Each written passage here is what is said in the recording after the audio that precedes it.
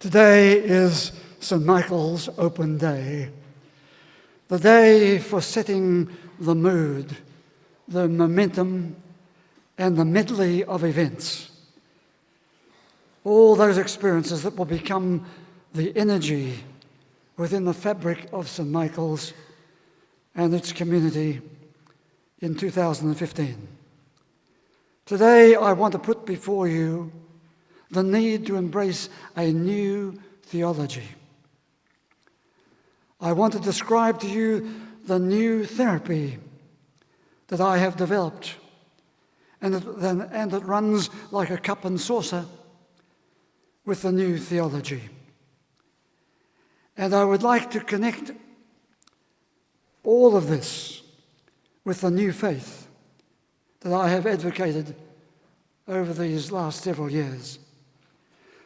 All of this, I propose, will become, for those who enter these walls, for all of you Sunday by Sunday, for all who come here through the week, I'd like this to become a unique experience.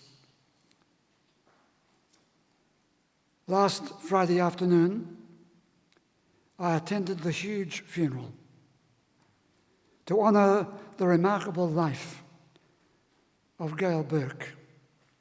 I spoke of her here last Sunday morning. I said last Sunday morning that her daughter had rung me the previous evening to tell me her mother wanted to see me. I've been involved with this family for more than 25 years. And I knew Gail Burke and her family well in those times. They belonged, in fact, to the Roman Catholic Church. But from time to time, she and her husband would be sitting in the pew here at St. Michael's. Sometimes unsettled by the old faith, she came here, deeply supported by the new therapy that I espouse.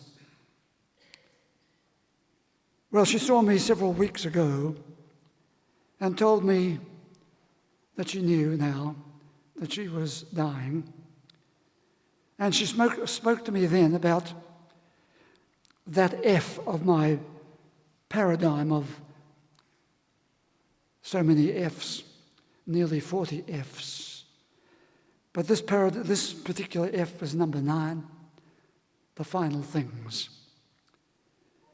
On last Saturday evening, the call came from her daughter because Gail, her mother, knew that there were some final things that she needed yet to finish. So I said I would come after church the next day, last Sunday, and I did. And as we spoke without fear, we faced the final thing that was most concerning her. And the next morning, she died. The funeral on Friday heard the tributes of her husband and her adult children. And then came the Catholic liturgy of the Requiem Mass. And it included the gospel reading that we read here last Sunday morning.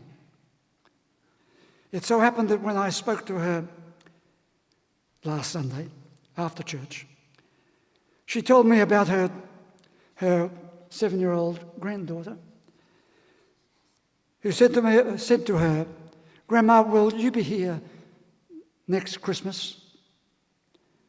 And her grandmother said, "No, but I'll be somewhere around you." And then she said to me, "You know, I don't want to be a memory. I would like to be a light."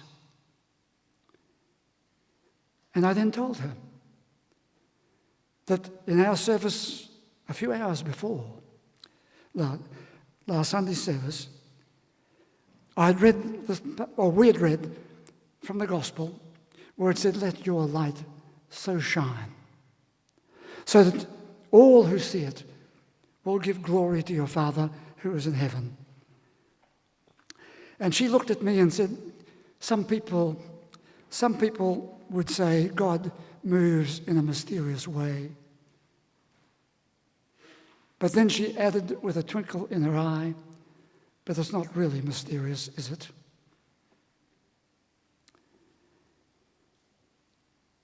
They were the words of one who had already explored the depths of a new theology. A theology that was so sensible, so meaningful, so healing. And as the Mass came to its end last Friday afternoon, the family carried her coffin from the church to the stirring music of an army pipe band playing full volume, Highland Cathedral.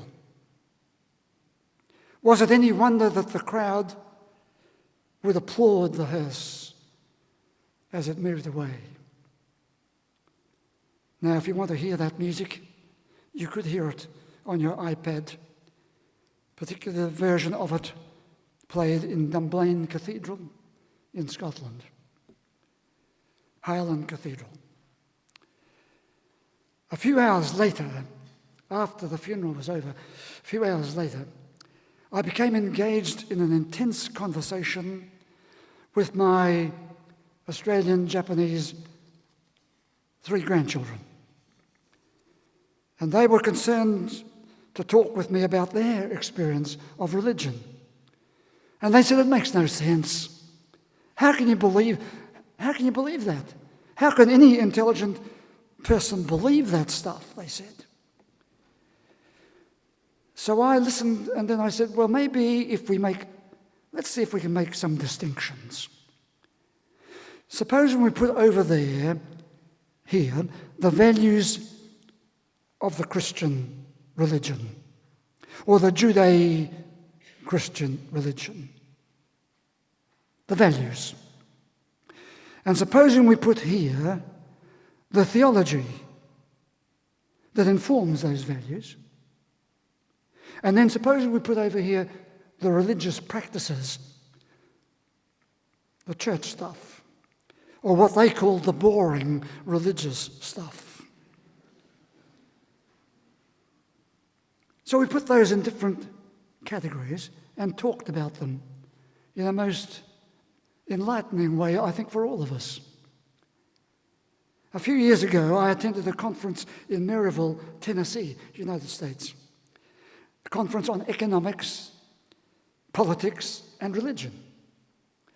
And a retired professor of economics got up to speak. He said, I've been asked to speak about the theology of the economic situation. And he said, as I look at it, he said, there is no theology of economics. But he said, there should be a theology. Theology has long had that position of being self-righteously irrelevant to ordinary people and the important processes of their life, politics, economics, and all the rest. Indeed, the other disciplines, other than theology, frequently treat theology and all who practice it as dangerous or as weird or as confusing, dissociated from their own reality and the reality of people's problems and pains. And when we consider theology's relation to psychotherapy, which, as many of you know, is my other hat that I wear, as far as theology and the teachers of theology are concerned, there is no theology of therapy. They know nothing about it. And there's little other than sarcasm regarding therapy until or unless the theologicals or their relatives need that therapy. And then they have a different view. The experience makes a huge difference.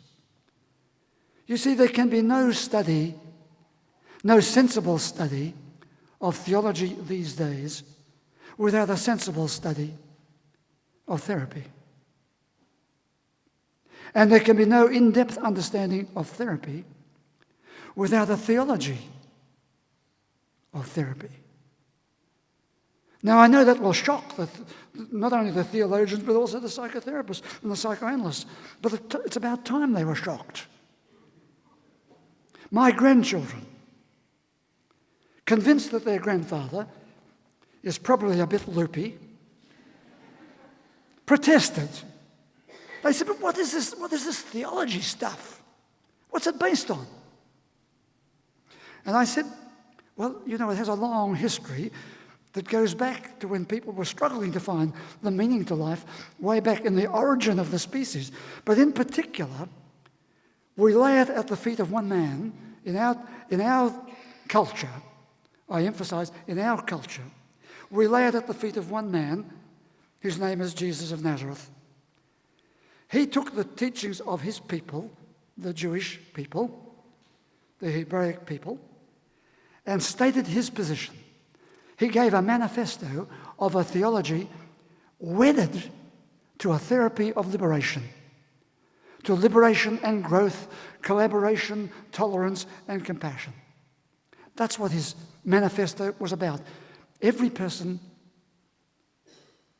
has worth and value. Every person has a potential for change and growth. Every person can discover an inner strength, courage, and hope. Every person searches for a spirit of love, goodness, and compassion. Every person grows as they discover a harmony in their relationships. Every person is enriched when they behold the beauty of life, the world, the beauty of the world, and how it can enhance their life. Every person has a task to preserve that harmony, the harmony with each other and the harmony with the beauty of the world. Every person can discover the power and the pleasure of love expressed towards people, towards animals and birds and objects. Every person strives to flourish, needs to flourish, but needs freedom to flourish. Every person wants to believe in the future, a good future, an abundant future, a future of the kingdom of people who know that they are blessed or would like to be blessed. Every person would want to live the abundant life, free of violence, free of injustice, free of unfairness, free. He said, if the Son would set you free, you will be free indeed. Freedom. Every person seeks a healthy life context that takes on board the anxieties and fears and places them in that wider context that transcends the immediate and places them within the context of the ultimate. Every person can join communities to celebrate the gratitude for life, the gifts of life. That's what we do Sunday by Sunday. We gather together to celebrate what has been given and what we can give back, the celebration. So as the funeral the other day moved to its end, the priest told us as he waved the incense burner around that this was a symbol of our prayer going up to God, he said. And at that moment, I thought, what a pity he said that. Because up to that point, we were right, as far as I was concerned, we were right on target, but then he slipped into the old religion of a God up there, when in fact he might have said, this incense that I am floating around you is a symbol of the presence, the prayerful presence amongst you, the presence, a good presence, be part of it. And so the incense was there amongst us. The incense was down here, not up there. From that theology of every person, did you notice that every mark of that manifesto that I put attributed to Jesus, it said every person, every person. It's a theology of every person. And that theology of the grateful, celebrative community.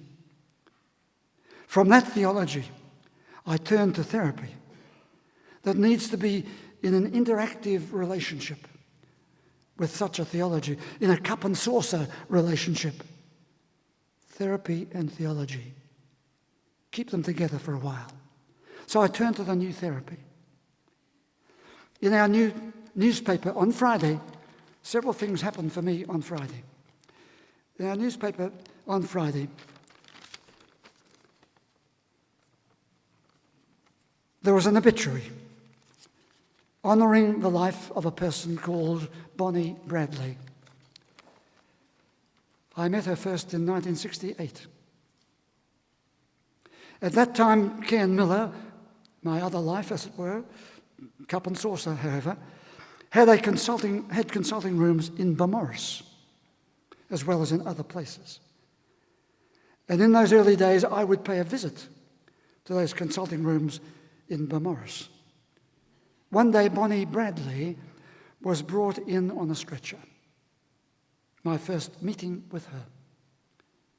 She was in considerable discomfort and pain.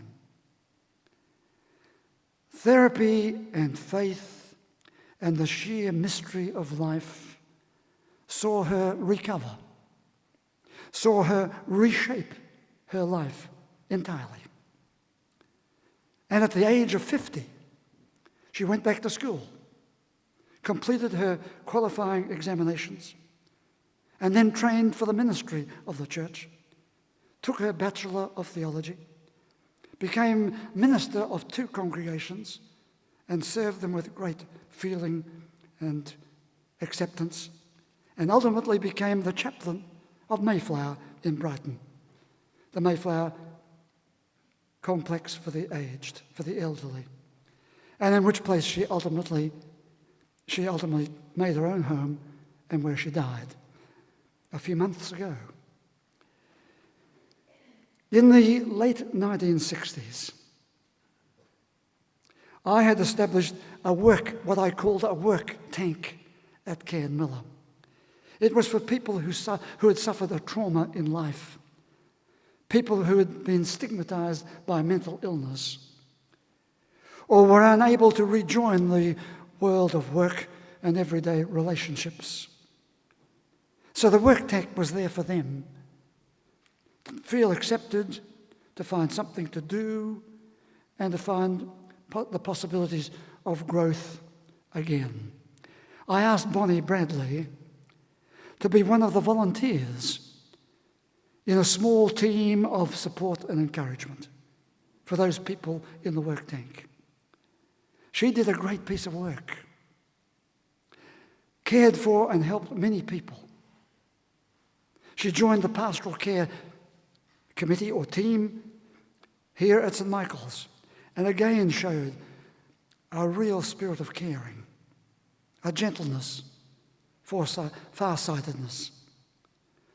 That was all before she decided to train for the ministry. I tell you about her today, not only because of the obituary that occurred in the paper on Friday, but because she showed that therapy could reshape her life, not once, not twice, but 4 times over. Some of you know that I've called that reshapealescence, reshaping. The process and the triumph of reshaping life, reshaping life's pathway after a trauma, after you think there's nothing else, after retirement, after you turn 80 or 90 or 100, whatever, after. The therapy of reshapealescence. It is much more than an active resilience, although resilience is part of it. Resilience is there. Resilience, emotional resilience, relationship resilience, aging resilience, all there. Is there a theology of reshapealescence, of resilience? If there's no theology of it, there should be, because that's what it's about, really, ultimately. Another component of my therapy is experienced in the processes of release. Release. Theology has often spoken and written and prayed about forgiveness.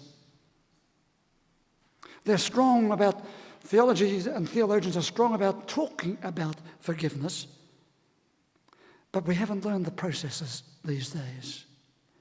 Release is a much more considered, in-depth process.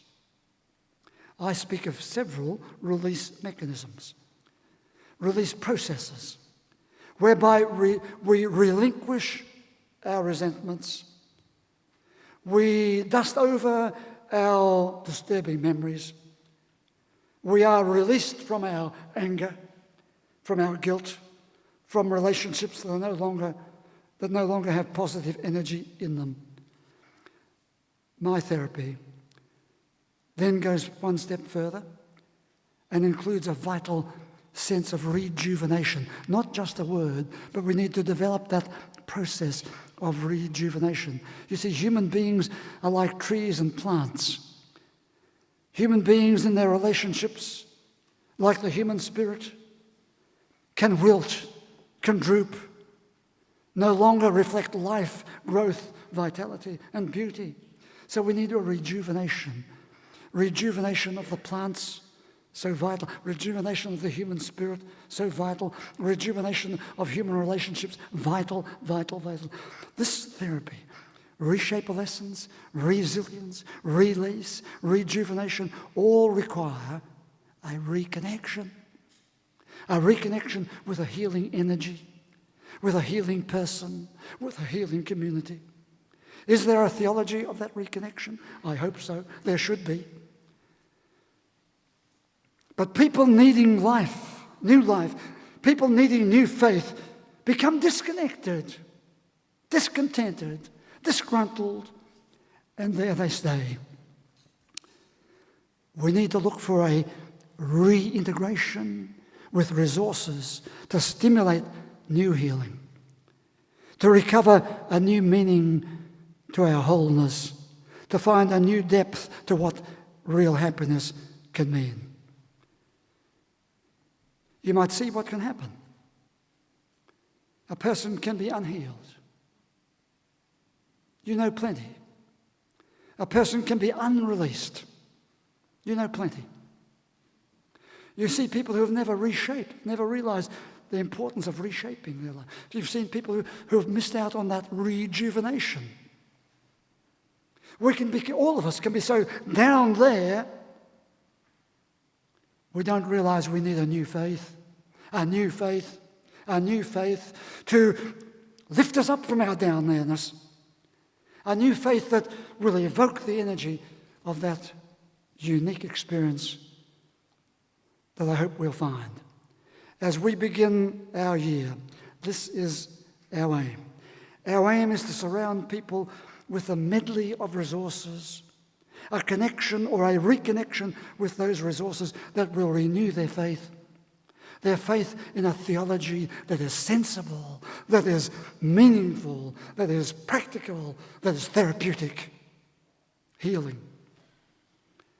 Here at St. Michael's, we offer this possibility of a unique experience.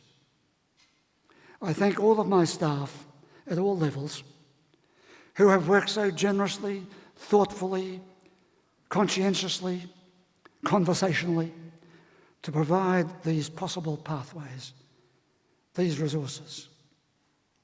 I thank the Director of Music and his many musicians through the year for what they do to change the way we can feel as we come and as we go. I thank the members of the Church Council for their readiness to make these resources relevant and real.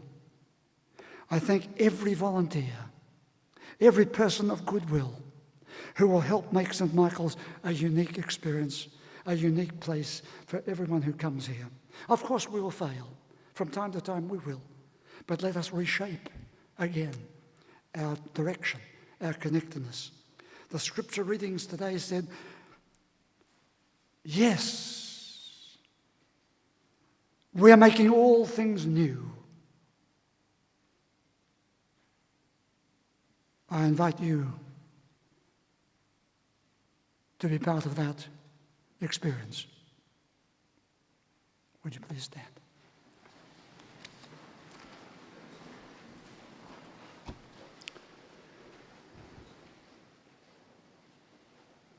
We say, Our Father, who art in heaven, hallowed be thy name. Thy kingdom come, thy will be done on earth as it is in heaven.